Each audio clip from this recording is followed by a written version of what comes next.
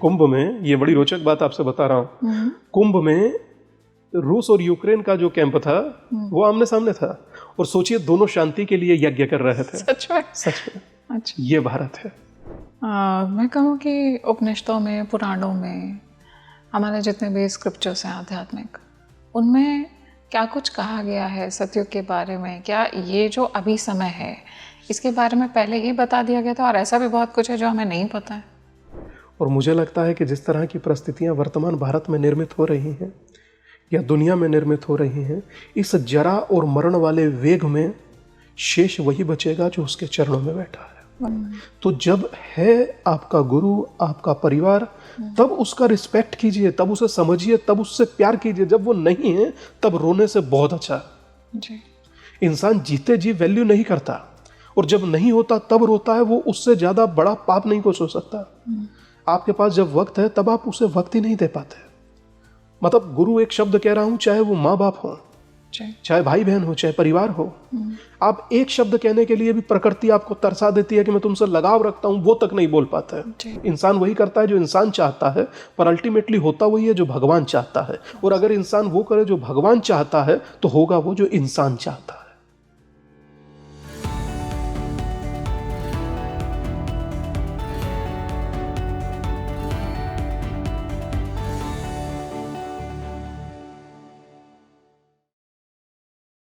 Hi friends, आप देख रहे हैं स्पीकिंग ट्री पॉडकास्ट और मैं हूं आपके साथ आपकी सहयात्री माधवी।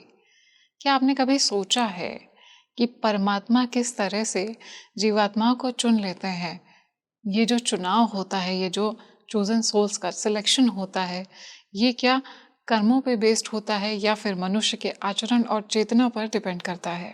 दैवीय शक्तियाँ क्या सच में समन्वय स्थापित करती हैं और सक्रिय होती हैं धरती पर? जब जब पाप बढ़ता है तो क्या दैवीय शक्तियाँ अपने चरम पर आ जाती हैं ताकि धर्म की स्थापना हो सके? इससे पहले कि मैं ये पॉडकास्ट शुरू करूं, मेरा एक सवाल आपसे है। आप बताइए मुझे कमेंट सेक्शन में कि आपको क्या लगता है, क्या सच में ऐसी जीवात्माएं जो सतयुग में प्रवेश करने वाली हैं, आपको लगता है कि इस समय धरती पर सक्रिय हो चुकी हैं, जन्म ले चुकी हैं, जागृत हो चुकी हैं?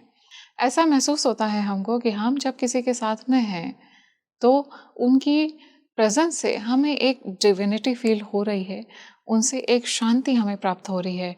क्या वो परमात्मा है हमारे सामने और हम उनको पहचान नहीं पा रहे हैं? क्या सच में परमात्मा अलग अलग स्वरूपों में मनुष्यों के सामने आ जाते हैं, हमारे सामने आ जाते हैं, लेकिन हम उनको पहचान नहीं पाते हैं? पहचानेंगे तो कैसे? आज इन सभी बातों का हम डेप्थ में जानेंगे और इसी टॉपिक पर डिस्कस करने के लिए हमारे साथ में जो डिवाइन पर्सनालिटी जुड़े हुए हैं, वो ना सिर्फ एक आध्यात्मिक व्यक्तित्व वाले इंसान हैं, बल्कि उन्होंने संपूर्ण भारत में आध्यात्म को लेकर एक अलग तरह का उद्देश्य स्थापित किया है। वो यात्रा कर रहे हैं कई दिनों से, और उसी यात्रा के बीच से वो आज हमारे बीच में आए हैं, उपस्थित हैं। मैं बहुत बहुत स्वागत करना चाहूँगी स्वामी दीपांकर जी का। बहुत बहुत स्वागत है गुरुजी स्पीकिंग ट्री पर। जी नमस्कार, कैसे हैं आप? मैं बिल्कुल ठीक हूँ गुरुजी। मैं बहुत आभारी हूँ कि आप इतना समय निकाल करके आए यात्रा के बीच में से। मुझे लगता है कि एक ऐसा वृक्ष जो लोगों को आध्यात्म की छांव दे, उसके लिए आना तो बनता है। जी, बहुत सुंदर। जो वृक्ष आप और हमारे भीतर बोलने लगे तो फिर तो आना बनता है। गुरुजी, आज के समय में जिस तरह की परिस्थितियां देखी जा रही हैं संपूर्ण विश्व में, कहीं मैं कहूँ कि स्टेबिलिटी पूरी तरह से दिखाई नहीं दे रही है, शांति पूरी तरह से दिखाई नहीं दे रही है। देशों के बीच में मनमुटाव कहीं ना कहीं देखा जा रहा है, बहुत कुछ हो रहा है, उथल पुथल हो रही है। इसको आध्यात्मिक दृष्टि से समझा जाए तो क्या है ये? मैं समझता हूँ कि जिस प्रकार परिस्थितियां पूरे विश्व में निर्माण हो रही हैं, सबसे ज्यादा ताकतवर दिखने की होड़, सबसे ज्यादा सुपीरियर होने के चक्कर में मुझे लगता है कि व्यक्ति व्यक्ति को व्यक्ति नहीं समझ रहा। जी। जब मनुष्यता मन के आगे मृतक हो जाती है तो इस तरह की चीजें विद्यमान होती हैं, और वो जब मस्तिष्क पर विद्यमान होती हैं तब अहंकार का सातवां आसमान होता है, और उस पर इंसान मटेरियलिस्टिक युग में सिर्फ अपनी भौतिकता देखता है, अपना लाभ देखता है। ठीक वैसे ही यहाँ पुण्य और पाप की परिभाषा बदल जाती है। मेरी नज़रों में वो पुण्य है जिससे मेरा लाभ हो रहा हो, दूसरे का विनाश हो रहा हो, मुझे ताल्लुक नहीं। तो यहाँ अपने लाभ के लिए लोग जब काम करने लगते हैं, चाहे वो देश हो, चाहे वो समाज हो, चाहे वो मनुष्य हो, जब स्वयं का लाभ देखते हैं तो वो स्वार्थ में, और जब दूसरे का लाभ देखते हैं तो वो निस्वार्थ में परिणत हो जाता है। और निस्वार्थ किया गया कार्य तो परमात्मा का कार्य है, दैविक कार्य है। ये कार्य मैं समझता हूँ कि पूरे विश्व में एक तरीके के कॉन्फ्लिक्ट, एक दूसरे से झगड़ा होना, एक दूसरे से झगड़ना छोटी छोटी चीज़ों के लिए, या मैं समझता हूँ कि अपने विस्तार के लिए या अपनी नीतियों के विस्तार के लिए, मैं समझता हूँ ये कहीं से उचित नहीं है। मनुष्यता के लिए इन्हें फर्क नहीं पड़ेगा, ये इतना जीवन में बना या कमा चुके हैं, इन्हें फर्क नहीं पड़ेगा। पड़ेगा आम आदमी को, चाहे वो आम आदमी फ्रांस का हो, चाहे वो यूरोप का हो, चाहे वो जर्मनी हो, चाहे वो यूएस हो, चाहे वो कनाडा हो, चाहे लंदन हो। एक आम आदमी सफ़र करता है, वो स्ट्रगल करता है।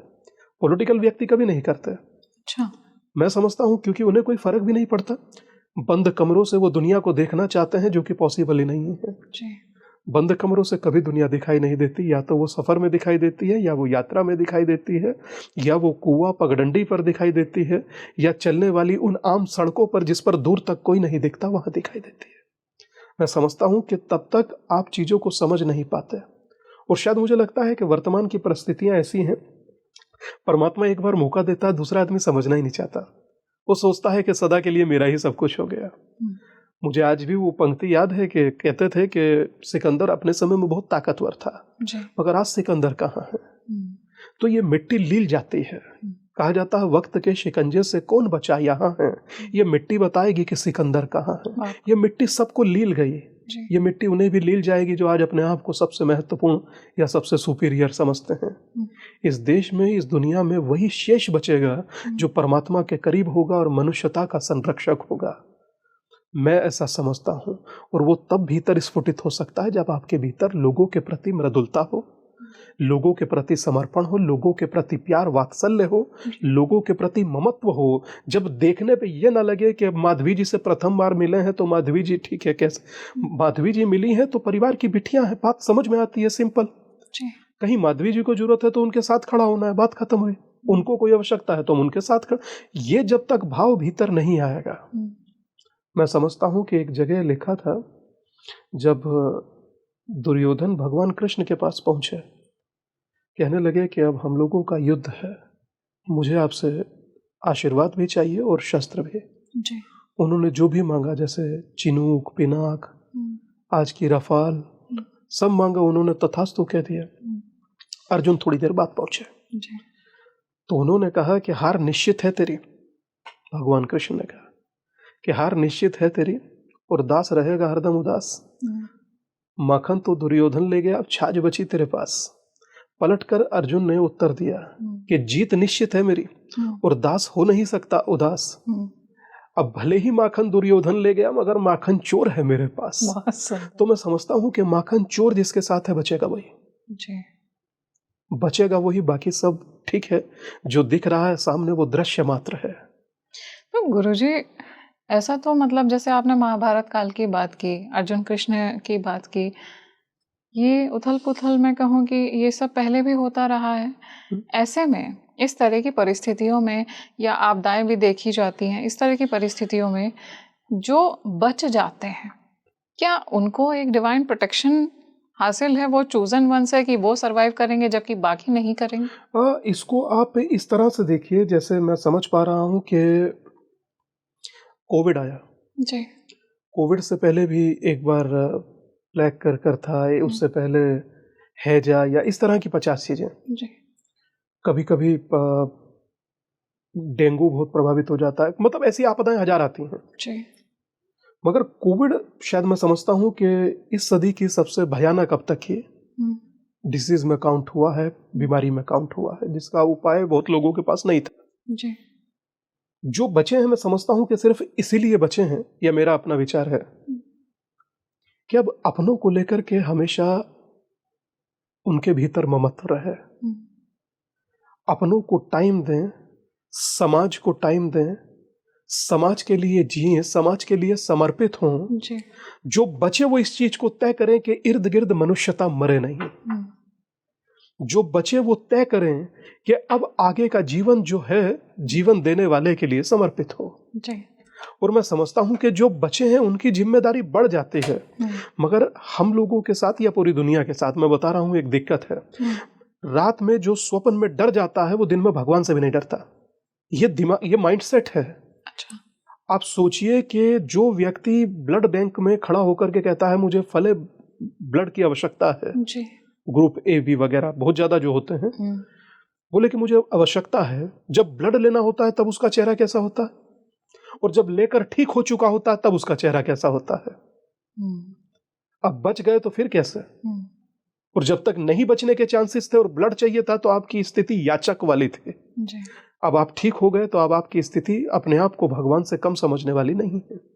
तो मैं समझता हूं कि जो बचने के बाद अगर उस हल्के से गणित को समझ गए वो तो कभी नहीं उलझेंगे, और जो उसके बाद भी गणित को नहीं समझे वो एक दिन बस इतना ही होता है जैसे कि लीलावती अस्पताल में अचानक से भर्ती कराना पड़ा या फले हॉस्पिटल में अचानक से भर्ती कराना पड़ा। बहुत अच्छे व्यक्ति थे, अब नहीं है, बस यही होता है, इसके बाद कुछ नहीं होता। अगर आप परमात्मा के दिए समय का या परमात्मा के दिए वक्त का सकारात्मक यूटिलाइजेशन नहीं करते जी, तो वो अपने तरह से चीजों को करता है और वो अपने तरह से चीजों को करने में सक्षम है। और मुझे आज भी वो बात याद है, दिनकर की पंक्तियां हैं कि भूलोक अतल पाताल देख, गत और अनागत काल देख, यह देख जगत का आधि सृजन, यह देख महाभारत का रण, मृतकों से पटी हुई भू है, पहचान कहाँ इसमें तू है। बहुत सुंदर। तो ये मृतकों से पटी भू है, मुभू मतलब ये पृथ्वी लोक है, पहचान इसमें कहाँ तू है। तो अगर आप तय नहीं करेंगे तो आपको भी एक दूसरे को पहचान नहीं है। पर मुझे लगता है जो लोग समझ जाते हैं वो लोग वाकई ही परमात्मा के प्रिय भी होते हैं, और शायद मैं समझता हूं कि परमात्मा उनसे अपना दिव्य कार्य करवाता भी है, दैविक कार्य करवाता भी है, उन्हें चुनता है। परमात्मा की नजरों में देखनी है तुम्हारी क्या हैसियत है, छोड़ दीजिए, किसी को कुछ पूछने की जरूरत नहीं। सिर्फ इतना सा देखिए आपका परमात्मा की नजरों में औकात क्या है कि उसने तुम्हें काम क्या दिया, बस इसी से पता लग जाएगा। कर क्या रहे हैं आप, इसी से चीजें डिसाइड हो जाएंगी। किसी को दिया कि निकाल करके आप दुनिया को भोजन कराइए, किसी को दिया कि आप दुनिया को यात्राएं करवाइए, किसी को दिया कि आप दुनिया का जनजागरण कीजिए, किसी को दिया आप आध्यात्म का प्रचार प्रसार कीजिए। आप देखिए ना आपको क्या काम दिया है और आपने क्या काम ले लिया है अपने आप से, आप वो भी देखिए। तो मैं समझता हूं कि वो तय कर देता है चीजें। हम करने में भले ही सोचें या हमारे करने का एक लिमिट हो सकता है, उसकी कोई लिमिट नहीं है, वो अनलिमिटेड है। बहुत सुंदर। गुरुजी, आज के समय में देखा जाए तो मैं कहूँगी कि पहले के कंपैरिजन में, कलयुग जब से शुरू हुआ है तब के कंपैरिजन में इस समय ज़्यादा उथल पुथल देखी जा रही है पूरे विश्व में। तो ये क्या किसी बड़ी चीज़ की शुरुआत है? मैं कहूँ कि पहले से ही डिवाइन टाइमिंग एक फिक्स है कि इस समय ये होना है, ऐसा कुछ है? मैं समझता हूँ कि देखिए उथल पुथल तो पूरी दुनिया में इस समय है जी, देखी जा सकती है, समझी भी जा सकती है जी। हाँ, पर इतना जरूर कहूंगा, है सारी चीजें अहंकार और वर्चस्व की। अच्छा। इसको कोई दूसरा पॉइंट ऑफ व्यू नहीं दिया जा सकता। ये नहीं कहा जा सकता कि ये दुनिया मनुष्यता के लिए लड़ रही है, नहीं, ये अपनी ईगो के लिए लड़ रही है, ये अपने अहंकार को पुष्ट करने के लिए लड़ रही है। इस बात को भूल करके अहंकार तो भगवान का भोजन है, आपके लिए नहीं है। उसके बाद ये लोग अहंकार के लिए, अपने वर्चस्व के लिए, अपने झूठे स्वाभिमान को दिखाने के लिए ये लड़ रहे हैं, मगर इसका इन्हें लाभ कभी नहीं होगा। इन्हें क्षणिक लाभ भले ही दिख जाए मगर लॉन्ग लाइफ लाभ नहीं होगा। ये भले जीत जाए मगर मनुष्यता हार जाएगी, और मनुष्यता हारी तो यही कीर्तन करेंगे। गुरुजी, जैसे किसी के मस्तिष्क में इस तरह का थॉट आया, वो कोई बहुत बड़ा राजनेता है या किसी देश का नायक है कि मुझे इस कंट्री पर मैं कहूँ कि अग्रेशन दिखाना है, हमें एक स्ट्रांग पोजीशन दिखानी है, ये क्या कहीं ना कहीं ऐसी जो काल शक्तियाँ होती हैं उनसे प्रभावित होते हैं? मुझे लगता होता है। अच्छा, किस तरह से होता है? मुझे लगता है क्योंकि एक बहुत सुलझा हुआ व्यक्ति जिससे उम्मीद बहुत ज़्यादा हो और जो एक लंबे समय तक आपके विचारों और आपके, मैं समझता हूँ, देश के विचारों को पुष्ट करता आया हो, वो अचानक से ऐसा डिसीजन ले लेता है जो कल्पना ही नहीं की जाती। हाँ। और उसका ऐसा डिसीजन उसी समय से चीज़ों को लोप करता चला जाता है। जी। चीज़ों को समाप्त करता चला जाता है। मगर जब तक समय एकदम बेहतरीन होता है, मैं समझता हूँ कि उसमें कुछ आपकी साधना भी प्रभाव डालती है, कुछ आपके संस्कार भी प्रभाव डालते हैं और कुछ आपके विचार भी प्रभाव डालते हैं। मगर उसे करवाना है तो वो करवा लेगा, उसे करवाना है तो वो करवाएगा, वो ऐसे ही करवाता है। पर वो दिखता नहीं है, वो किसी के सामने आता नहीं है, किसी को पता नहीं है कि किसने कराया। लोग कहेंगे नहीं भाई आप गलत बोले, वो तो आपको जानते हैं, वो उसको कहाँ देख रहे हैं। और कहा जाता है उसकी इजाजत के बिना तो पत्ता भी नहीं हिलता। यह आध्यात्मिक दृष्टिकोण मैं आपको बता रहा हूं। मगर भारत ने, जैसी आपने जो इससे पहला प्रश्न था ना उथल पुथल वाला जी, भारत दुनिया के लिए एक टीचर हो सकता है, भारत दुनिया के लिए एक शानदार शिक्षक हो सकता है, एक बेहतरीन प्रोफेसर हो सकता है। पूरी दुनिया में उथल पुथल है, कहीं वॉर चल रही हैं और कहीं कॉन्फ्लिक्ट चल रहे हैं, जैसे चाइना और ताइवान हैं, जैसे रूस और यूक्रेन है। भारत ने अभी कुंभ किया जी, ठीक, 60 करोड़ लोगों का महामंच जी, मतलब एक ऐसा मंच जिसमें कोई नहीं पूछ रहा कि आप कौन हैं। सबको पता है कि मन की गठरी तन पर लिए मनुष्य वहां आता है जी। 60 करोड़ लोगों ने वहां पर सम्मिलित हुए, भाग लिया, गंगा स्नान किए, भंडारा खाया, पूजा अर्चना किया और वहां से मार्गदर्शन लेकर के अपने गंतव्य की ओर प्रस्थान किया जी। प्रथम पूरी दुनिया में कॉन्फ्लिक्ट चल रहे हैं, झगड़े चल रहे हैं, मगर रूस और यूक्रेन का जो कैंप था वो आमने सामने था।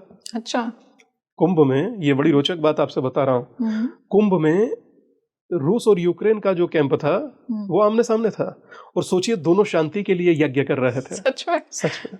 अच्छा, ये भारत है। तो भारत जोड़ता है, भारत ने हमेशा जोड़ा है और मुझे लगता है भारत जोड़ता ही रहेगा, क्योंकि भारत ने कहा कि हमें बुद्ध चाहिए, युद्ध नहीं। मगर वर्तमान परिस्थितियां ऐसी हैं जब आस पड़ोस में आपके कुछ आताताई हों या बहुत सारे लोग ऐसे हों जो अपने दुख से दुखी नहीं, तुम्हारे सुख से दुखी हों, आपको अनावश्यक तनाव देते हों, तो भारत उनको यह संदेश भी देता है कि युद्ध की संभावना में जी रहे जो देश सुन लें, युद्ध भी है, बुद्ध भी है, जिसे चाहे उसे चुन लें। तो भारत तो, पर भारत लाइक बुद्ध करता है, युद्ध नहीं। बहुत सुंदर गुरुजी, जैसे आपने बोला कि महाकुंभ हुआ जी, महाकुंभ में कुछ ऐसी डिवाइन अलाइनमेंट भी बनी कि कहा गया कि साधना के लिए महाकुंभ बहुत अच्छी ऑस्पिशियस साइकिल थी। 100%, पर हमें लगता है वो निरंतर चलती है, वो कभी हटती नहीं है। अच्छा, वो निरंतर चलती है। देखिए, आपके मन में जब आया आपने 10 बार चैंट कर लिया, कार्य संपन्न हुआ। आप जब चाहे आसमान को देखकर उसको थैंक्स कहिए, काम संपन्न हुआ जी। आप जहां चाहे पीपल के पेड़ के नीचे से लेकर के उबर की टैक्सी तक जहां बैठकर चाहे आप जप करें, प्लेन में हो, ट्रेन में हो, उससे फर्क नहीं पड़ता, मगर आपके भीतर चलते रहना चाहिए। मुझे लगता है कि 1 माला 2 माला से ज्यादा महत्वपूर्ण है कि प्रति श्वास ही उसका जप हो जाए। बहुत सुंदर, उससे ज्यादा श्रेष्ठ कुछ नहीं हो सकता। और मुझे लगता है कि एक जगह लिखा था, जपात सिद्धि जपात सिद्धि जपात सिद्धि वरानने, बोले पार्वती कलयुग में जपने से ही सिद्धि है। अच्छा, तो जितना जप हो जाए। और एक जगह था ना कि कलयुग केवल नाम आधारा, जपत जपत नर उतरे अपारा। गोस्वामी जी, तो मुझे लगता है कि आपके ऊपर आप तय कीजिए कि आप क्या चाहते हैं। आप अभी थोड़ा सा आप चाहते हैं आनंद लीजिए, मौज मस्ती कीजिए, जब आप थक कर आ जाए तब जप लीजिए, जैसा आप उचित समझे, मगर बस ये ना हो कि टाइम गवा दें, ये ना हो कि टाइम निकल जाए। जैसे फीचर्स होते हैं ना कि आप ये स्किप कर सकते हैं, तो आप ये टाइम ना स्किप कर दें। बस मुझे ये कष्ट रहता है, अच्छा, ये डर रहता है। कम से कम सनातन से जुड़े जितने लोग हैं उन्हें दिन में प्रतिदिन 1 घंटा कम से कम जप करना चाहिए। आगे आने वाली चुनौतियों के लिए कम से कम 1 घंटे का जप जरूरी है। आने वाले भविष्य में जैसा देख पा रहा हूँ बहुत अच्छा मुझे नहीं दिखता। मुझे लगता है कि उसके लिए इंसान को जप तब बहुत जरूरी है, बिना उसके काम नहीं चलेगा। अच्छा, एक दैविक शक्ति हमेशा होनी चाहिए जो आपके कवच की तरह आपका काम करे। बहुत सुंदर। तो गुरुजी, ये दैविक शक्ति क्या एक इष्ट के रूप में इनको समझा जाए कि जिनको हम मान रहे हैं, अपने इष्ट को ध्या रहे हैं? बिल्कुल, इष्ट बिना सब फेल है, विद्या वेद पुराण, बिना इष्ट के कुछ नहीं है। मगर इष्ट आप ही के भीतर तो है, उसके लिए कहीं जाने की भी जरूरत नहीं जी। आप अगर यहाँ बैठी हैं तो आप हमसे बात करते करते whatever you do with consciousness is meditation जी। सिंपल है कि अगर आप किसी सिचुएशन में भी हैं, आप किसी चीज को बहुत तन्मयता से और एकाग्रता से करते हैं वो ध्यान हो जाता है। बहुत सुंदर। आप अगर अध्ययन को पूरी समग्रता से करेंगे तो अध्ययन ध्यान हो गया। जी कार को पूरे तरीके से और समग्रता से चलाएंगे तो वो कार चलाना भी ध्यान है। जी। मैं समझता हूँ कि हर चीज ध्यान ही तो है, उससे अच्छा कुछ नहीं हो सकता। आप समझिए कि अब शिवरात्रि आई, महादेव हमारे पिता हैं तो हमें प्रसन्नता होती है। जी। अब जब आदर्श की बात होती है तो हम राम की तरफ देखते हैं। जब हम लोगों को ज्ञान की ओर, मैं समझता हूं कि नॉलेज की ओर देखना हो तो हम कृष्ण को देखते हैं, क्योंकि कृष्ण हमारी प्रज्ञा है। हमें मित्रता की ओर, फ्रेंडशिप की ओर हम तो हनुमान जी को देखते हैं। तो हमें प्रति क्षण कुछ ना कुछ सीखने को अपनी संस्कृति से मिलता है। श्रीमद् भगवत गीता मैं समझता हूं कि एक एक चीज का आपको बहुत प्यारा प्यारा उत्तर देती है, बस आपको उत्तर समझ में आना चाहिए। उत्तर आप जितनी जल्दी समझ लेंगे उतना अच्छा हो जाएगा। बहुत सुंदर। गुरुजी, अभी जैसे महाकुंभ की बात हुई, महाकुंभ में पूरे विश्व से, संपूर्ण संसार से लोगों ने आकर के पार्टिसिपेट किया, वहाँ पर ध्यान भजन सब किया। ऐसे में जो इस समय स्पिरिचुअल इंक्लिनेशन देखा जा रहा है, लोगों का अध्यात्म की तरफ जो झुकाव देखा जा रहा है, ये क्या पहले से तय था कि इस समय अचानक से सभी का स्पिरिचुअल, या कहूँ मैं कि मैक्सिमम लोगों का एक अध्यात्म की तरफ जो झुकाव हो रहा है या देखा जा रहा है, जो बच्चे हैं उनका भी आध्यात्म की तरफ झुकाव देखा जा रहा है, पहले से ये फिक्स है, पहले से तय है? आध्यात्मिक दृष्टिकोण से कहें तो सब चीज सुनिश्चित है। अच्छा। जो दिख रहा है सामने वो दृश्य मात्र है, लिखी रखी है पटकथा मनुष्य पात्र है। तो मनुष्य पात्र है, पटकथा पहले से लिखी हुई है जी। ये तय था, मैं समझता हूँ, इसीलिए चीजें हो रही हैं। पूरी दुनिया का जैन जी क्या कर रहा मैं नहीं जानता, मगर यहाँ का जैन जी नीट में श्रेयस होकर टॉप कर रहा है जी। दुनिया का जैन जी क्या कर रहा है मैं नहीं जानता, मगर भारत का जैन जी नासा की ओर दौड़ रहा है। भारत का जैन जी बहुत शानदार तरीके से कहीं हनुमान चालीसा पढ़ते हुए दिख जाता है जी। भारत का जैन जी अपने देश को कैसे विकसित राज्य बनाना है और विकसित करना है उसके लिए देख रहा है, और ये सदी भारत की है जी। मुझे आज भी स्वामी विवेकानंद के वो दिव्य शब्द याद हैं कि ये सदी भारत की है, 21वीं सदी भारत की है। माँ भारत, भारत माता अपने सिंह पर आरूढ़ हुए आशीर्वाद दे रही है। और ऐसी स्थिति प्रारंभ हुई तो आप देखिए परिवर्तन कैसे होता चला गया। भारत तीसरी सबसे बड़ी अर्थव्यवस्था हो गया जी। ऑटोमोबाइल सेक्टर में हब होता चला जा रहा है, अपने यहीं ब्रह्मोस बनाने लगा है, चांद के अछूते कोने पर अपना यान उतारने लगा है, वहां का पोस्टल एड्रेस शिव शक्ति देने लगा है। कैसे चीजें बदलती हैं आप देखिए। आप सोचिए इतनी बड़ी जगन्नाथ रथ यात्रा हुई, लाखों लोग थे, तकरीबन 20-30 लाख लोग खड़े हैं मस्त उसकी भक्ति में, उसकी भगवान जगन्नाथ की आंखों को देख रहे हैं। कहते हैं कि उनके स्वरूप को अगर जो पूरा देख लिया जाए तो समझिए सभी ग्रहों की शांति हो गई जी। तो मैं समझता हूं कि इतने दिव्य स्वरूप को देख रहा है प्रति एक सनातनी, प्रति एक व्यक्ति, प्रति एक मनुष्य, तो मैं समझता हूं कि ये निसंदेह सनातन का स्वर्ण काल है। गुरुजी, जैसे महादेव की हम बात कर रहे थे, महाशिवरात्रि की बात की, तो महादेव उन्होंने दोनों को ही अपनाया। मैं कहूँ कि भक्त को भी अपनाया, अगर चाहे उनको नहीं फर्क पड़ता उनका जो भक्ति कर रहा है वो मनुष्य है, देवता है, राक्षस है, उन्होंने सबको अपना लिया। वो डिस्ट्रक्शन भी करते हैं, वो सृजन भी करते हैं, दोनों में बैलेंस भी क्रिएट करते हैं, रिक्रिएशन भी करते हैं। आज का जो समय है उसमें पॉजिटिव नेगेटिव दोनों देखा जा रहा है। हमने एक तरफ विश्व में उथल पुथल की बात की और दूसरी तरफ हम अध्यात्म की झुकाव भी देख रहे हैं अध्यात्म की तरफ। ऐसे में जो दैवीय शक्तियां हैं वो किस तरह से अपना रोल प्ले कर रही हैं, मैं कहूँ कि पॉजिटिव और नेगेटिव दोनों को किस तरह से समझा जाए? देखिए, जो वाकई परमात्मा के समीप हैं या परमात्मा को थोड़ा भी समझते हैं जी, या थोड़ी भी साधना से उससे जुड़े हैं जी, वो निसंदेह कैसे किससे काम कराना है वो तय कर लेता है, नियति चुन लेती है। अच्छा। नियति, आपके कर्म सब मिलकर के एक सुनिश्चित चीज तय करते हैं जिससे आपका चयन हो जाता है। फिर आप उसी दिशा में काम करते हैं। परमात्मा जो आपसे कराना चाहता है कराता है जी। बहुत सारे लोगों से राम मंदिर आंदोलन कराया। अब राम अपना काम किसी साधारण व्यक्ति से क्यों कराएगा, तो साधु सन्यासी चुने। ऐसे ही परमात्मा चीजों को मैं समझता हूं कि नियति तय करती है। ऐसे ही चीजों को तय करती है कि आज आपको सुनिश्चित किया गया कि आप ये प्रश्न पूछिए जी। और हमें सुनिश्चित किया गया कि इसका उत्तर दें। तो हमारा विचार तो एकदम स्पष्ट है, परमात्मा तय करता है चीजों को, प्रकृति चुनती है, नियति चुनती है और नियति अपने नायक स्वयं चुनती है। वही नायक भविष्य में पथ प्रशस्त करते हैं, मार्ग प्रशस्त करते हैं। मुझे लगता है कि आप बस चीजों को, आप उसके साइन को समझिए, वो प्रतिदिन साइन देता है। मैं समझता हूं कि कहीं एक जगह था कि कहीं कतरा भी गम की क्या ख्वारी करे है, समंदर है अदाकारी करे है, कोई माने ना माने उसकी मर्जी, वो हुक्म तो रोज जारी करे है। तो वो हुक्म रोज जारी करता है। आप समझ पा रहे हैं या नहीं?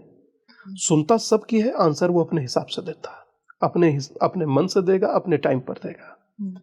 हर चीज तय मानिए, बस ये है कि आपको पता नहीं है, इतना सा फर्क है। आपको थोड़ा भी इल्म हो जाता है। अब सोचिए कि एक जो यात्रा मैं स्वयं कर रहा हूं, वो विचार मेरे बाबा का था, गुरु का था, स्वामी ब्रह्मानंद सरस्वती उनका नाम था। उन्होंने ये विचार देखा था कि जातियों में विभक्त समाज बहुत कमजोर होता है और संगठित समाज बहुत मजबूत होता है। उनका ये विचार था। उन्होंने बातों बातों में एक दिन हमसे कहा और जब वो नहीं रहे तब उनकी समाधि पर बैठकर ये विचार हमारे दिमाग में आया। उनकी समाधि पर बैठकर ये विचार हमारे दिमाग में आया कि बाबा ये बात कहते थे, यार अगर ये बात हो जाए तो समाज मजबूत होगा जी। और समाज का मजबूत होना किसी के लिए भी शुभ है। 23 नवंबर 2022 को शुरू किए और आज करते करते 1175 दिन हो गए। 1175 दिन हो गए, 1175 डेज। और शायद मैं समझता हूं कि भारत की सबसे लंबी अवधि की यात्रा हो गई। 6 राज्य कवर हो गए, 1.5 करोड़ लोग जुड़ गए और अब भी यात्रा जारी है। तो जीवन भी एक यात्रा है जो कभी नहीं रुकता। बस तय कीजिए परमात्मा ने आपको दिया क्या है, आपको चुना किस चीज के लिए और आपको करना क्या है। अगर मुझे सनातन के जन जागरण के लिए चुना है या मुझे मतलब हिंदू समाज को एक करने के लिए चुना है, तो मैं उसको सहृदय स्वीकार कर कर उनको माथा टेक कर वो काम शुरू करूं जो उन्होंने चुना है। तो ठीक वैसे ही वो चुनता है अपने लोगों को। अच्छा।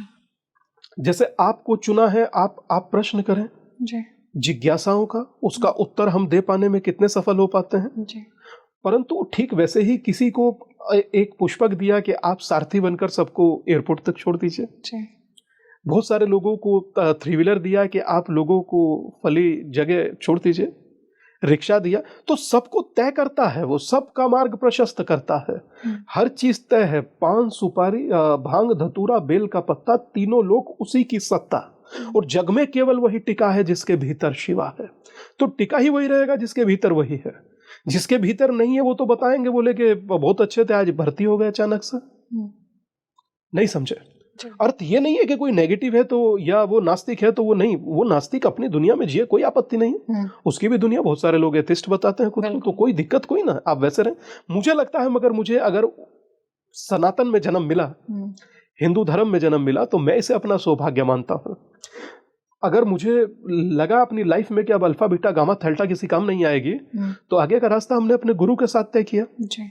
और जब गुरु के साथ रास्ता तय किया तब पता लगा कि असल जीवन हमें जीना कैसे है, एक्चुअल मेरा गंतव्य क्या है, एक्चुअल ट्रुथ क्या है, नहीं पता लगता। वो शमशान में रहते थे। तो उनसे एक दिन पूछा, उन्होंने कहा कि तेरी यही साधना है, प्रतिदिन जाओ और एक क्रिमिनेशन देखो राजा। अच्छा। हमने ठीक है। 1 साल तक ये साधना चलती रही और जब कंप्लीट हो गई तो एक बार उन्हीं से हमने पूछा, हमने कहा आपने ये जगह क्यों चुनी शमशान? बोले यहाँ रियलिटी के करीब रहता हूँ, यहाँ सत्य के करीब रहता हूँ, या प्रतिदिन लोगों को आते देखता हूँ। मुझे पता है यथार्थ क्या है, मुझे पता है सत्य क्या है, मुझे पता है अंतिम सत्य क्या है। मैंने इसलिए ये जगह चुनी दीपांकर, और मुझे लगता है कि इससे ज्यादा समरसतापूर्ण जगह पूरी दुनिया में नहीं है, जहां राजा भी फूके और रंक भी, जहां सबकी शान एक समान, वो शमशान। वाह, सुंदर। तो मैं समझता हूं कि तो इसीलिए हमें लगता है कि परमात्मा ने अगर जो किसी चीज के लिए चुना है, पूरी श्रद्धा से, पूरे समर्पण से, पूरी एकाग्रता तन्मयता से उस कार्य को मतलब निर्लिप्त भाव से करिए, वो देखता है। बहुत सुंदर। गुरुजी, विश्व स्तर पे देखा जाए तो भारत की परिस्थिति जो है, भारत की एक मैं कहूँ पोजीशन इस समय मजबूत है, भारत एक सशक्त नेशन के तौर पे जाना जा रहा है, सशक्त राष्ट्र के तौर पे। क्या इसमें कहीं ना कहीं दैवीय शक्तियों का भी बहुत बड़ा, मैं कहूँ, एक कंट्रीब्यूशन है, क्योंकि भारत में ही सबसे ज्यादा मंदिर हैं, भारत आध्यात्म का केंद्र है। स्वामी विवेकानंद के कहे शब्द झूठे हो ही नहीं सकते। स्वामी विवेकानंद के कहे शब्द कभी, देवरा बाबा के कहे शब्द कभी, जी, उड़िया बाबा के कहे शब्द कभी, धरती कभी, कैसे ये कभी पीछे रह सकती है। जी, ये सब उन में बामा खेपा से लेकर के रामकृष्ण परमहंस तक, विवेकानंद से लेकर के छत्रपति शिवाजी तक, महाराणा प्रताप तक, ये तो परम प्रतापी योद्धाओं की और सन्यासियों की भूमि है। जी, मैं समझता हूँ कि ये धरती तो सदा आगे बढ़ेगी ही, ये धरती कभी पीछे नहीं रहने वाली। ये धरती मुझे लगता है कि लोगों का मार्ग प्रशस्त भी करेगी, लोगों को दिशा भी देगी, पर तय लोगों को करना है कि वो चाहते क्या है, डिसाइड उन्हें करना है। हमें लगता है कि हम लोग तो मार्ग प्रशस्त करने वाले लोग हैं, जैसा लोग, अब हमसे कोई पूछेगा क्या, हम वही उत्तर देंगे। अब किसी ने पूछा कि आप मृत्यु के बारे में कुछ बोलना चाहेंगे, तो हमारे मन में उस समय आया, हमने कहा मृत्यु के बारे में पूछना है तो उनसे पूछो जो मर चुके हैं या वो जो मरे हुए हैं। हमसे बात करनी है तो जीवन के बारे में करो यार। तो हम समझते हैं कि आपका विचार उस समय पर क्या, थॉट प्रोसेस क्या रहता है। एक विचार एक समय में माधवी जी 1.5 लाख लोगों के दिमाग में आता है, एग्जीक्यूट कौन करता है, इंपॉर्टेंट वो है। जिसने पहले एग्जीक्यूट कर दिया वो डन, जो नहीं कर पाया वो ठीक है, बाकी तो सब चल ही रहा है। गुरुजी, आपने कर्मों की भी बात की, तो मैं कहूँ जो सफ़र करते हैं या जो बच जाते हैं, इनमें क्या कर्मों का विधान भी सक्रिय होता है? 100%। किस तरह से? मनुज बली नहीं होता है, समय हो तो बलवान। रानी खींचे भीलवा, वही अर्जुन वही बाण। पूरे महाभारत में जिस अर्जुन के बाण से दुनिया पीछे हट रही थी, उसी से रानी खींच लिया गया। जी। वक्त बदला, चीजें बदल गई। तो कर्म महत्वपूर्ण है, और Karma never loses any address. वो किसी पते को नहीं भूलता, उसे सबके पते याद हैं। अगर आप आज कुछ कर रहे हैं तो उसे पता याद है आपको कहाँ पकड़ना है, कहाँ आप मिलेंगे, वो पहुंच जाता है वहां पर। तो कर्म निसंदेह अच्छे हों, मगर कर्म का अर्थ ये ना हो कि मेरी नजरों में जो पुण्य है जिससे मेरा लाभ हो रहा हो, दूसरे का विनाश हो रहा हो, मुझे ताल्लुक नहीं। ऐसा नहीं होना चाहिए। कर्म आप वो कीजिए जो मुझे लगता है कि आपको भी सही दिशा दें, आपका भी मार्ग सही प्रशस्त करें, और आने वाले लोगों का भी। आप सिर्फ अपने लिए सोचें, ये भी मेरा हो जाए, वो भी मेरा हो जाए, आप भी मेरा ही गीत गाएं, भाई भी, दीपक भी मेरा ही गीत गाए, राम बाबू भी मेरा, ये हाउ कैन बी पॉसिबल? पूरी दुनिया मेरे हिसाब कैसे चलेगी? पूरी दुनिया आपका मन आपके हिसाब से नहीं चल रहा, आपका मन आपके हिसाब से नहीं चल रहा, आप पूरी दुनिया चलाना चाह रहे हैं। मुझे लगता है ये सोच डेंजरस है, ये सोच आपको भटका देती है। कर्म मैं समझता हूं आपको सही दिशा प्रदान करते हैं, अगर जो वो बेहतर है। कर्मण्येवाधिकारस्य मा फलेषु कदाचन। आप जैसा कर्म करेंगे वैसा फल भोगेंगे। मुझे लगता है अच्छे फल कर्म करने चाहिए, किसी के अच्छे के लिए, किसी के मंगल के लिए। आज किसी से कहिए कि किसी बच्चे की मदद कर दीजिए स्कूल में एडमिशन के लिए, तो उसकी बातें सुनने जैसी होती हैं। सारी बातें सुनाएगा, सिर्फ कर्म नहीं करेगा, काम नहीं करेगा, तो वो चीज काउंट हो रही है। और एक व्यक्ति के पास आप गए, उसके पास क्षमता नहीं है, फिर भी वो प्रयास कर रहा है, ये कर्म है। कर्म का खेल है, और परमात्मा के चुनने का। परमात्मा चुनता कैसे है? एक व्यक्ति उठ खड़े होते हैं कम उम्र में, डॉक्टर हेडगेवार, और एक संगठन खड़ा करते हैं, कहते हैं कि मुझे हिंदुओं को जोड़ना है।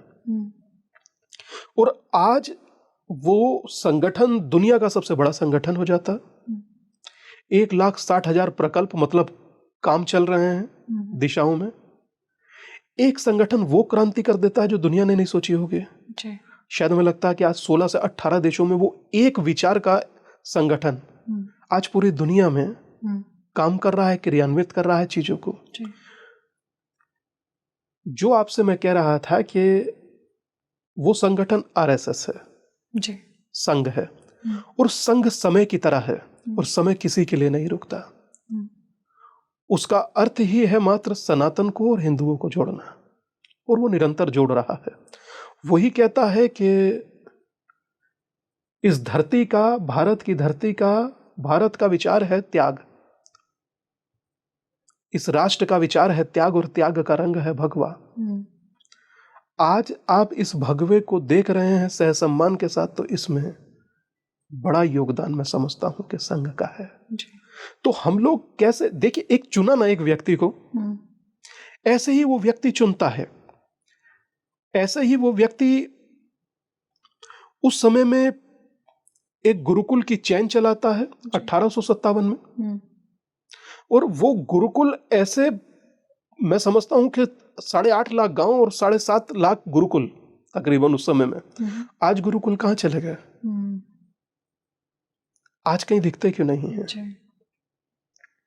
क्यों? क्योंकि सबको मैकाले की वो चिट्ठी याद है, सबको कार्ल मार्क्स के थॉट्स याद हैं, मगर बहुत सारे लोगों को याद नहीं है कि सनातन और सनातन के भाव हैं क्या, सनातन की साधना है क्या। मैं समझता हूं कि जब तक आप सनातन की साधना को नहीं समझेंगे, सनातन को नहीं समझेंगे, शायद वो चाहे आप हो माधवी जी या स्वामी दीपांकर हो या भारत का प्रति एक व्यक्ति, जब तक नहीं समझेगा सनातन को, तब तक यथार्थ में परिणत नहीं हो सकता। मुझे लगता है यथार्थ में परिणत होना है तो काम करना होगा, समाज के लिए अपने आप को आहूत करना होगा और समाज के प्रति समर्पित होना होगा, क्योंकि मैं समझता हूं कि राष्ट्र देवता है और जनता उसकी आत्मा है। बहुत सुंदर। गुरुजी, आध्यात्मिक दृष्टिकोण से समझा जाए तो जैसे आपने बोला कि परमात्मा चुन लेते हैं पहले से ही, तो परमात्मा क्या पिछले जन्मों के कर्मों के आधार पर चुनते हैं या आज का हमारा व्यक्तित्व कैसा है इसको देखते हैं? हाँ, मैं समझता हूँ कि पूर्व जन्मों के संस्कार मैटर करते हैं, ऐसा नहीं है कि नहीं मैटर करते। पूर्व जन्मों के संस्कार मैटर करते हैं, इसीलिए आपका खांचा तैयार कर लिया जाता है और आपको उसी हिसाब से नया काम सौंप दिया जाता है। परमात्मा मुझे लगता है, या विचार, या मुझे लगता है प्रकृति या नेचर या नियति ऐसे ही काम करती है, पर वो चुनती है। उसका क्या मैथमेटिक्स है, हो सकता है कि शायद मैं नहीं जानता जी, मगर उसका सिंपल सा मैथमेटिक्स है जो उसे लगता है कि ये इसीलिए जन्मा है, उससे वो काम लेगा। गुरुजी, एक मेरे अंदर एक जिज्ञासा आ रही है कि जैसे दैवीय शक्तियाँ, भारत में इतना कुछ होता है, पूजा पाठ होता है, मंत्रोच्चारण होता है, और ऐसा भी देखा गया है कि देवी देवता प्रकट होते हैं मंदिरों में, वो उपस्थित रहते हैं प्रत्यक्ष रूप से, उनकी ऊर्जा रहती है 100%। मुझे ऊर्जा को, आप उसे ऊर्जा कह लीजिए जी, कुछ लोगों को महसूस होते हैं जी। आपको महसूस हुआ है? मुझे लगता है कि कौन सा क्षण ऐसा होता है कि जब वो महसूस नहीं होता। अच्छा। अगर जो 1175 दिन की यात्रा करने के बाद भी मुझे ये प्रतीत होता है कि आज यात्रा का पहला दिन है, 1175वां नहीं, तो ये उसकी कृपा के बिना तो संभव नहीं हो सकता जी। और जब तक यात्रा चल रही होती है अलग होती है, जब मंच पर होते हैं तब हम खुद अलग हो जाते हैं, हमें पता नहीं लगता। क्या चाहता है, क्या कराता है, वो तय करता है, मगर ये तय करना चाहिए। आज वक्त है, यही समय है, सही समय है, शायद इसके बाद टाइम लौट कर नहीं आए। आप सोचिए कि हम लोगों के न्यायालय में रखा जाता है गीता हाथ रखकर कसम खाइए, जो कहेंगे सही कहेंगे, जो कहेंगे सच कहेंगे, सच के सिवा कुछ नहीं कहेंगे। गीता पर हाथ रखकर सच के हलवा रहे हैं, गीता पढ़वा दीजिए, वो झूठ बोलेगा ही नहीं। आप गीता पढ़वाइए ना उसको, आप गीता पढ़वा नहीं रहे हैं, कसम खिलवा रहे हैं, और कसम यहाँ लोग टॉफी जैसे खाते हैं। तो मुझे लगता है कि बहुत सारी चीजों को चेंज की जरूरत है, परिवर्तन की जरूरत है। जैसे हम बात कर रहे थे कि परमात्मा चुन लेते हैं और पिछले जन्मों के संस्कारों का भी एक बहुत बड़ा रोल होता है उसमें। आगे ऐसा कहा गया है कि कलयुग के बाद में सतयुग आएगा, सतयुग जैसा समय आ जाएगा कलयुग के खत्म होने के बाद में। तो क्या जो सोल्स, जो आत्माएं, चेतनाएं सतयुग में प्रवेश करने वाली है, उनको परमात्मा ने अभी से चुन लिया है?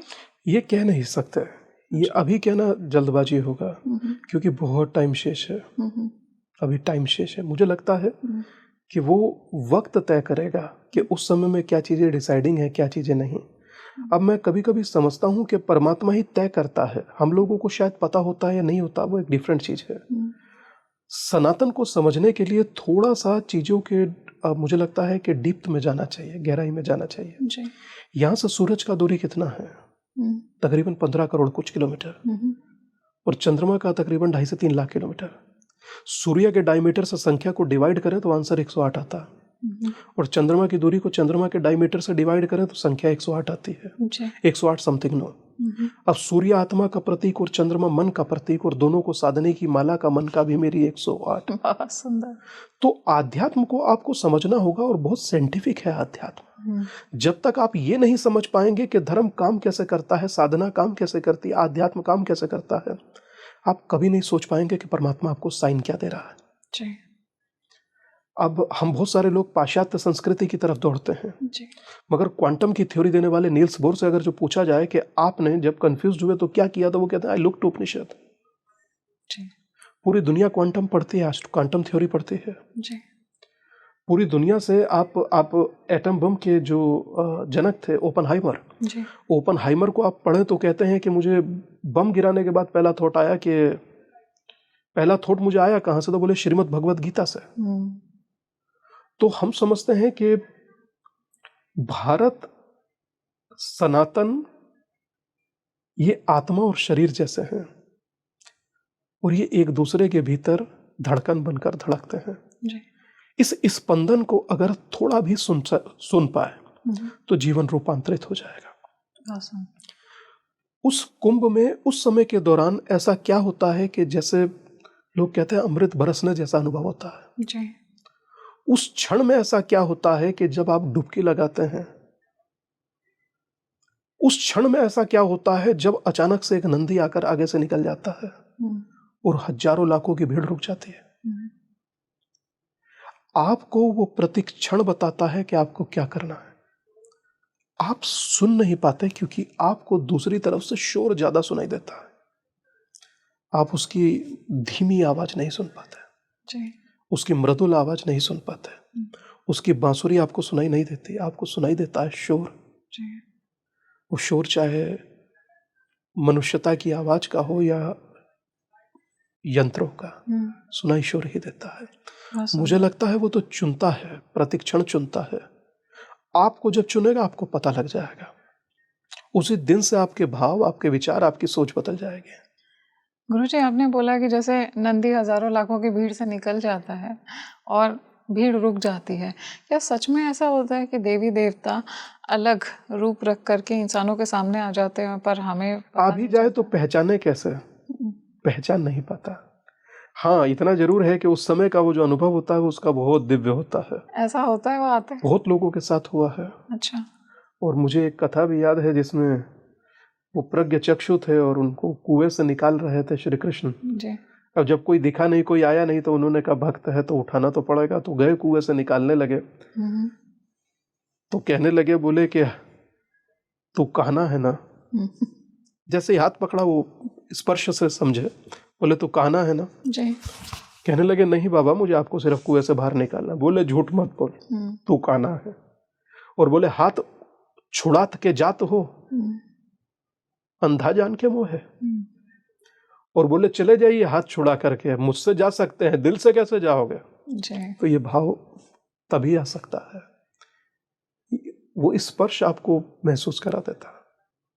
मैं कहूँ कि उपनिषदों में, पुराणों में, हमारे जितने भी स्क्रिप्चर्स हैं आध्यात्मिक, उनमें क्या कुछ कहा गया है सतयुग के बारे में? क्या ये जो अभी समय है इसके बारे में पहले ही बता दिया गया था, और ऐसा भी बहुत कुछ है जो हमें नहीं पता है? देखिए, आप युग पर कहेंगे तो मैं एक ही बात कहूंगा जी। युग बदलते हैं, आत्माएं सेम हैं। युग बदलते हैं, विचार बदलते हैं, क्योंकि हर युग के अपने विचार होते हैं। मटेरियलिस्टिक युग के अपने विचार हैं, बोले कि इतना काम करना ही करना है जी। इतनी पॉलिसी करनी ही करनी है। ये सबके अपने अपने विचार हैं जी। एक कहता है कि एक विचार अलग है, वो बोले इतना जप करना ही करना है। दूसरा कहता है नहीं, इतने राम नाम की डायरी भरनी ही भरनी है। आप कोई भी नाम लीजिए, मोनू, सोनू, सुमित, अमित, 50 नाम लीजिए, मगर जब आप राम बोलेंगे तो आपका अपने आप होठ बंद हो जाएगा। ये आपके सारे दर्शक सुने और कर देख लें, चाहे जी। वो चाहे कुछ भी बोलकर देखें। अनिल, सुमित, अमित, राम। राम नाम लेके आप लोग जरूर देखिए। नहीं, राम नाम लेंगे तो आपकी जुबान अपने आप बंद हो जाएगी। जी। मतलब होठ एकदम टक हो जाता है। जी। जैसे आप कहते हैं राम बंद हो गया, तो ठीक वैसे ही आप जिसके नाम से चीजें रुक जाए, जी, आपको स्टेबिलिटी मिल जाए, स्थिरता मिल जाए, वो राम ही हो सकता है। बहुत सुंदर। सुबह में जिसकी शुरुआत राम राम क्या हाल है भैया, दोपहर और राम राम क्या चल रहा भाई, रात हो राम राम ठीक है कल मिलते हैं, जी, और सुबह का जिसका गुड मॉर्निंग ही राम राम से हो, और हम अंतिम विदाई जिसकी राम नाम सत्य है। बहुत सुंदर। तो जिसके जीवन के प्रारंभ से लेकर अंतिम क्षण तक राम ही जुड़ा है, मैं समझता हूं कि वो पूरी दुनिया का एकमात्र सिंधु एक काम है, वो एक नाम राम है। बहुत सुंदर। गुरुजी, जैसे हमने आध्यात्मिक झुकाव की बात की आज के समय में, तो क्या बहुत सारी जो आत्माएं हैं, मैं कहूँ मनुष्यों के शरीर में जो जीवात्माएं हैं, इनको कहीं ना कहीं इनकी एक स्पिरिचुअल अवेकनिंग होने लग गई? कह सकते हैं, क्यों? क्योंकि परिस्थितियां जिस प्रकार की हैं, 2024-25 जी। राम मंदिर जाने वालों की तादाद बहुत बड़ी है। कुंभ के अंदर शायद मैं समझता हूँ 36 करोड़ से ज्यादा के रुद्राक्ष बिक गए। अच्छा। कुंभ के अंदर तकरीबन जो पूरी इकोनॉमी है वो 2 से 2.5 लाख करोड़ रुपया कमाया है, मतलब भारत की जीडीपी में बहुत अच्छा खासा रेवेन्यू दिया है। मतलब कि धर्म की धुरी पर चलने वाली दुनिया आध्यात्म को भी जीने लगी है और धर्म को समझने भी लगी है। इसीलिए आप जितने भी मंदिर देखेंगे वहां पर भीड़ अधिक है, बजाय इसके पहले लोग आगरा जाकर ताजमहल देखते थे, मगर आज लोग जाकर अयोध्या राम मंदिर देखने लगे हैं। जी। तो परिवर्तन तो आया है, और ये परिवर्तन सकारात्मक है, और मैं समझता हूँ भविष्य के लिए रचनात्मक भी है। बहुत सुंदर। मतलब भविष्य के लिए आप बहुत बेहतर कुछ कर पाएंगे, कुछ अच्छा कर पाएंगे। तो मुझे लगता है कि परमात्मा चीजों को स्वतः करवाता है, तो ये परिवर्तन तो है ही, और बिग परिवर्तन है, बड़ा परिवर्तन है। इस परिवर्तन को आप कैसे लेते हैं, महत्वपूर्ण इस पे है। पहले आप छुट्टियों के लिए बाहर जाते थे, अभी आप, मुझे लगता है कि आप हरिद्वार जाते हैं, आप नीलकंठ जाते हैं, आप काशी जाते हैं, आप रामेश्वरम जाते हैं। हमें लगता है कि चीजें प्रतिक्षण चीजें बदल रही हैं, हो रही हैं, बस ये है कि आप कैसे देख रहे हैं उसको। गुरुजी, मेरे अंदर ना एक जिज्ञासा आ गई, जैसे आपने बोला कि भविष्य के लिए रचनात्मक है, और पहले भी सोल्स रही हैं, शरीर बदलता है, आत्मा वही रहती है। ऐसे में जो मैं कहूँ कि हम कलयुग में हैं आज के समय में, आने वाला समय सतयुग जिसके बारे में पहले कहा गया, ऐसे सतयुग में जाने वाली जो जीवात्माएं हैं, जो उस समय होंगी, जैसे आज जो कलयुग में जीवात्मा है वो पहले के युगों में भी होंगी, क्योंकि आपने बोला कि जीवात्मा तो सेम रहती है हर युग में। तो अभी ऐसी जीवात्माओं का मैं कहूँ कि अवतरण ज्यादा हो रहा है जो सतयुग में प्रवेश करने वाली हैं, इसीलिए आध्यात्मिक जीवात्माएं हैं और उनका आध्यात्म की तरफ झुकाव ज्यादा है। कहा जा सकता है, कहा जा सकता है, क्योंकि आध्यात्म की तरफ अगर आप आकर्षित हो रहे हैं, या आध्यात्म की तरफ अगर आप चल रहे हैं, या आध्यात्म को आप प्रतिक्षण जी रहे हैं, तो ये कोई साधारण घटना तो नहीं है। मुझे लगता है कि बस इतना ही था कि संस्कार थे, बस सिर्फ हल्की सी हवा लगनी बाकी थी, तो अग्नि का रूप अपने आप ही ले लेता है, और जिसके भीतर होता है उसको कहने की जरूरत ही नहीं होती। और मुझे लगता है कि जिस तरह की परिस्थितियां वर्तमान भारत में निर्मित हो रही हैं, या दुनिया में निर्मित हो रही हैं, इस जरा और मरण वाले वेग में शेष वही बचेगा जो उसके चरणों में बैठा है। बहुत सुंदर। गुरुजी, आध्यात्म की तरफ मैं कहूँ कि जब एक सोल अवेकंड होती है, एक एलिवेटेड सोल में और एक नॉर्मल ह्यूमन में कॉन्शियसनेस में बहुत अंतर देखा जाता है, तो कैसे पता चलता है कि अब मुझे परमात्मा से जुड़ाव हो रहा है, अगर एक्सपीरियंस की बात की जाए तो? 2 चीज हैं जी माधवी जी, वो महसूस हो जाता। कैसे? आपसे कोई कहे कि चलिए घूम कर आते हैं, या कहीं चलते हैं, या रेस्टोरेंट में चलते हैं जी, आप जा भी रहे हैं, मगर वहां भी आपके दिमाग से वो नहीं जाता। अच्छा। आपके हृदय में वही रहता है, आपके मन में वही है, आपके विचारों में वही है, आपकी सोच में वही है। और आप कुछ करते हैं तो ये कहकर करते हैं कि मैं मात्र यंत्र हूं, करने वाला तो ही है। तो फिर अपने आप चीजें आपको एहसास कराने लगती हैं। वो तुलसी के पत्ते में तुल जाता है, और हजारों लाखों स्वर्ण मुद्राओं में नहीं तुलता, बहुत सुंदर। वो भाव में बह जाता है, भाव में आ जाता है। तो ये शायद मैं समझता हूँ कि हम लोगों के पास ऐसे अनंत उदाहरण भी हैं, पहलाद से लेकर के जी।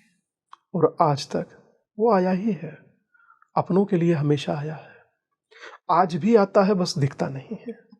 देखे तो मतवाला कोई तजकर कंठी माला, और दुनिया में साहकार मिलेगा दुनिया रचने वाला। बहुत सुंदर। दिख यही जाएगा, बस फर्क इतना है कि आप देख भी पाते हैं या नहीं। बहुत लोग देख नहीं पाते, हम योग्य नहीं होते कहा जा मनुष्यों की सकता बात है, करें, हम समझ नहीं पाते ये हो क्या गया अचानक से। मगर हम लोगों की आदत है कि अगर कुछ अच्छा हो तो कहते हैं देख, proud of you my son, और कुछ गलत हो तो हे परमात्मा तू कितना अन्याय करेगा। जी। हम उसको सिर्फ अन्याय से जोड़ देते हैं, गलत से जोड़ देते हैं, सही का क्रेडिट खुद लेते हैं। जी।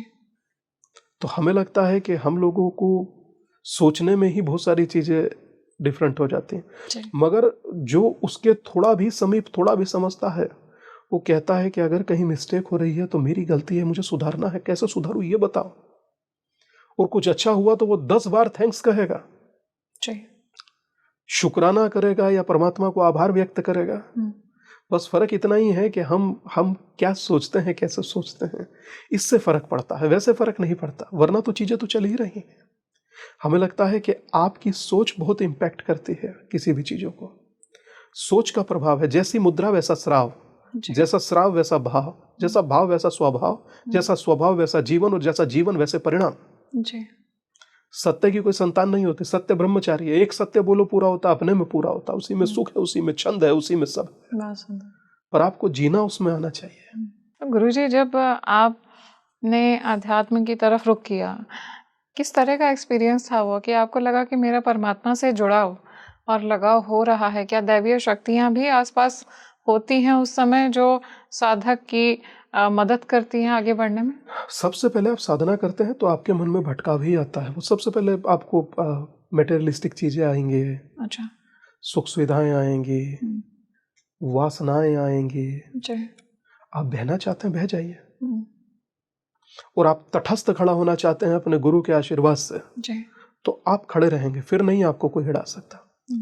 जिसका गुरु बलवान उसका चेला पहलवान। फिर नहीं कुछ भी बदलता, फिर तो सारी चीजें हमेशा चलेंगी और डंके की चोट पर चलेंगे। फिर हमेशा चीजें सकारात्मक चलेंगी और आपके हित में चलेंगी। जो अहित में होगा आप वो करेंगे ही नहीं। वो आपको पहले ही रोक देगा, कारण किसी को भी बना देगा। कोई अचानक से एक फोन आएगा, आपको बता देगा, बोले वहां जाना ठीक नहीं भाई साहब, बचिए। बात खत्म हुई, रोक दिया आपको। उसके बाद वो कौन थे, ना आपने जाना ना उन्होंने आपको दोबारा संपर्क किया। तो वो ऐसे ही अपने लोगों का काम करता है। आपका पर्सनल एक्सपीरियंस कैसा था गुरुजी जब आप साधना में थे? शानदार। किस तरह? हमें अच्छा लगता था। हमारा बैठे पीछे टाइम का ही नहीं पता लगता, आज भी नहीं लगता। शुरुआत किए थे तब भी ऐसा लगता था कि अभी बहुत कुछ सीखना है, आज भी लगता है बहुत कुछ सीखना है। बस इतना है कि पहले बाबा साथ थे, गुरुदेव साथ थे, तो उनके साथ होने से तो हम अपने आप को 1000 हाथियों के समान ताकतवर समझते थे। मगर वो नहीं है, मगर वो तो भी हमारे साथ है, क्योंकि गुरु कभी साथ नहीं छोड़ते। वो हमेशा, उनका आशीर्वाद हमारे साथ रहेगा। उन्हीं की ही कृपा से सब कुछ आज भी हो रहा है और उन्हीं की कृपा से कल भी करूंगा। मगर मैं उन्हें बहुत मिस करता हूँ। मेरे लोग जैसे किसी चीज के प्रति पागलपन या दीवानापन होता है, हमारा अपने गुरु के प्रति है। क्योंकि ऐसा हमने व्यक्ति ही नहीं देखा जो कितने घर चला रहा है पता ही नहीं है, कितने बच्चों की मदद कर रहा है कुछ पता ही नहीं है, कुछ फटे से स्वेटर या कुछ फटे से कुर्ते में बैठकर वो 1000 लोगों को बांट रहा है, कुछ पता ही नहीं है, जो किसी को बिना खिलाए भेजना ही नहीं चाहता, जो बिना मतलब किसी को रोता देख ही नहीं पाता, किस बात के आध्यात्मिक प्रसंग से सुनकर उनकी आंख से आंसू बहने लगता पता ही नहीं लगता। तो 100% आज उन्हें मिस करते हैं। बस इतना सा फर्क है, पहले हम उन्हें देख लेते थे, अब सिर्फ वो हमें देखते हैं, वो आपको दिखते नहीं। आपको क्या ऐसा फील होता है गुरुजी, मतलब कि अभी भी वो कहीं ना कहीं आपसे इंटरेक्ट कर रहे हैं? शायद लगता है कि इस समय बोल रहा हूँ उनके बारे में तो उनके बिना उनकी इच्छा के तो संभव ही नहीं है, बिना उनकी इच्छा के संभव नहीं है। आज भी सुबह में याद है, हम एवरीडे मॉर्निंग में जब उठते थे तो वो प्यार से राजा भैया कहते थे। अच्छा। बोले भैया चाय पिएगा, कॉफी लेगा? हमने कहा बाबा आप जो उचित समझे आप वो कीजिए। बोले नहीं भैया को कॉफी बना दो। आज वो बाजू वाला देखता हूँ, वो तखत वो खाली दिखता है, कोई बोलता ही नहीं। किसी से कुछ पूछना चाहे कोई आंसर नहीं आता। तो जब है आपका गुरु, आपका परिवार, तब उसका रिस्पेक्ट कीजिए, तब उसे समझिए, तब उससे प्यार कीजिए। जब वो नहीं है तब रोने से बहुत अच्छा जी। इंसान जीते जी वैल्यू नहीं करता, और जब नहीं होता तब रोता है। वो उससे ज्यादा बड़ा पाप नहीं कोई सोच सकता।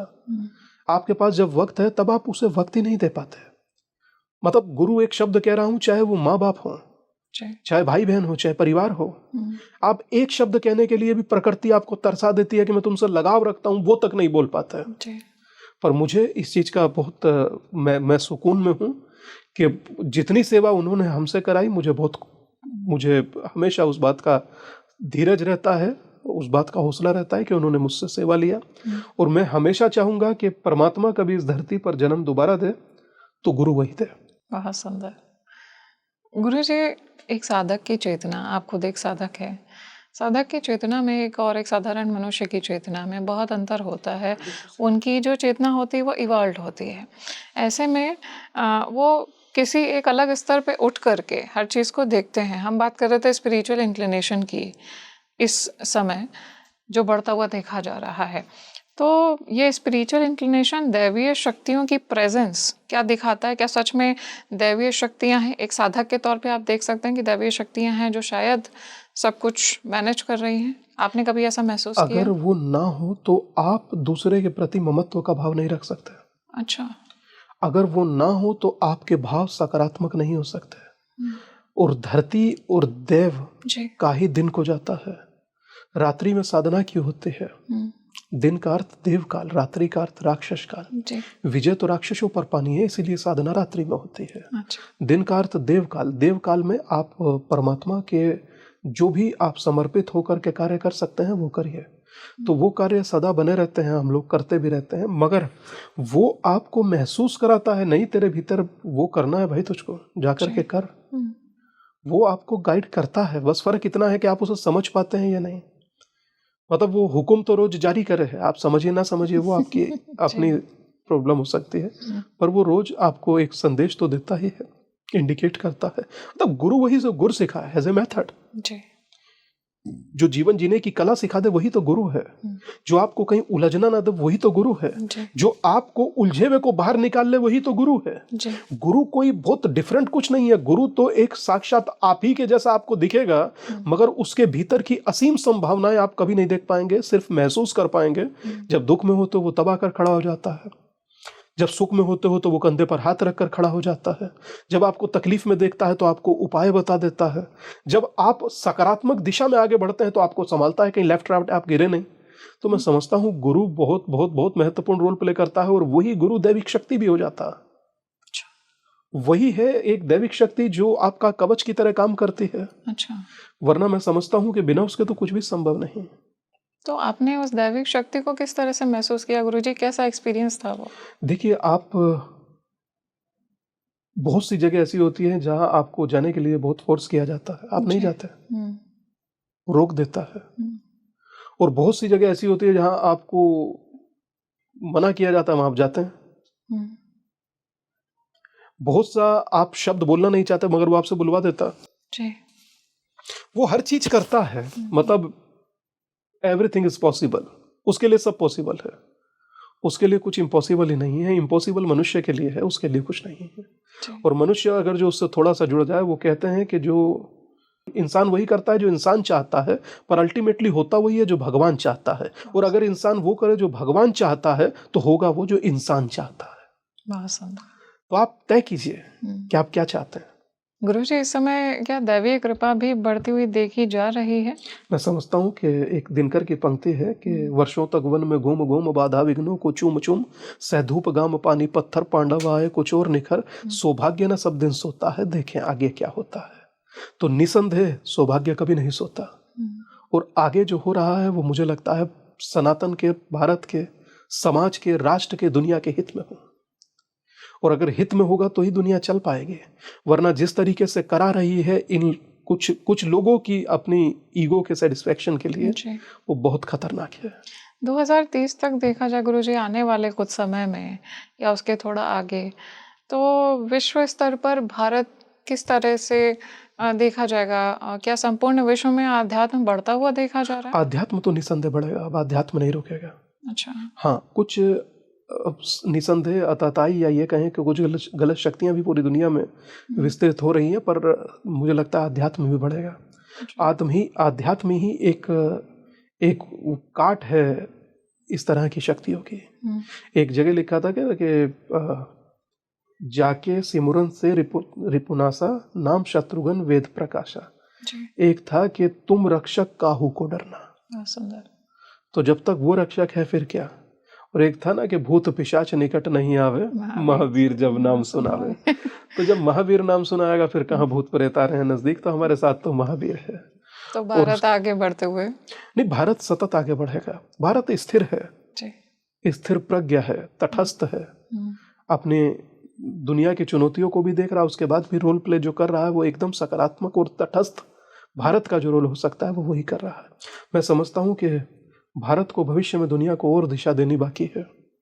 तो दैवीय शक्तियां भी इसमें अपना रोल निभा रही हैं गुरुजी? निसंदेह वो तमाम सन्यासी जो कंदराओं में बैठकर आज भी भारत की पुण्य भूमि के लिए तप कर रहे हैं, आज भी प्रति एक सनातनी हिंदू या सिख या अन्य कोई भी जैन बौद्ध अपने अपने घर बैठ करके जो जप तप करते हैं, वो भी आप समझ मानिए कि इस भारत की पुण्य भूमि पर ही हो रहा। तो ये डिवाइन प्रोटेक्शन की तरह काम करता है, जो साधना से जो मैं समझता हूँ कि जो भी आप चाहे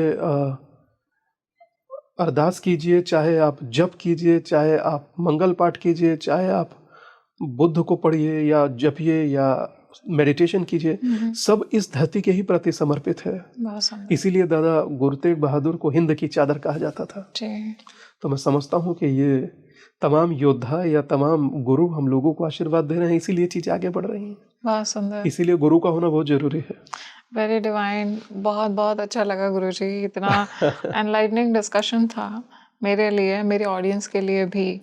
और जिस तरह से आपने हर चीज़ को रखा, अध्यात्म का एक नया एस्पेक्ट हमारे सामने रखा, और दैवीय शक्तियों की भी हमने आज एक अलग तरह से समझा किस तरह से उनकी कृपा होती है। बहुत अच्छा लगा। बहुत बहुत धन्यवाद माधवी जी, आपका, स्पीकिंग ट्री का, आपकी पूरी टीम का। बस कुछ चीज़ें लोग कर देखें, अनुभव करें, तब पता लगेगा जी। जैसे सोचिए एक शब्द राम, राम बोलते ही आपका जुबान अपने आप बंद हो जाता है जी।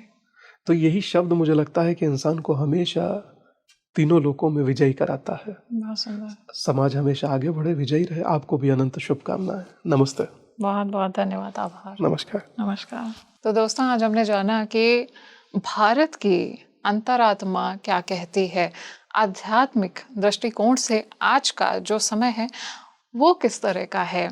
क्या सच में जो हिमालय के कंदराओं में बसे हुए योगी साधना कर रहे हैं वो एक डिवाइन प्रोटेक्शन दे रहे हैं हमें, देवी देवताओं की कृपा हमें कैसे हासिल हो रही है, और परमात्मा किस तरह से चुन रहे हैं उन सोल्स को जो आगे आने वाले समय, सतयुग जैसे समय में जा रही हैं, या आज के समय में जो सरवाइव कर रही हैं, जो बची हुई हैं, उनको कैसे दैवीय कृपा हासिल है। आप मुझे कमेंट सेक्शन में ज़रूर बताइए, राम बोल करके आपने देखा क्या, और अपना एक्सपीरियंस ज़रूर शेयर करिएगा मुझे, जैसा गुरुजी ने कहा।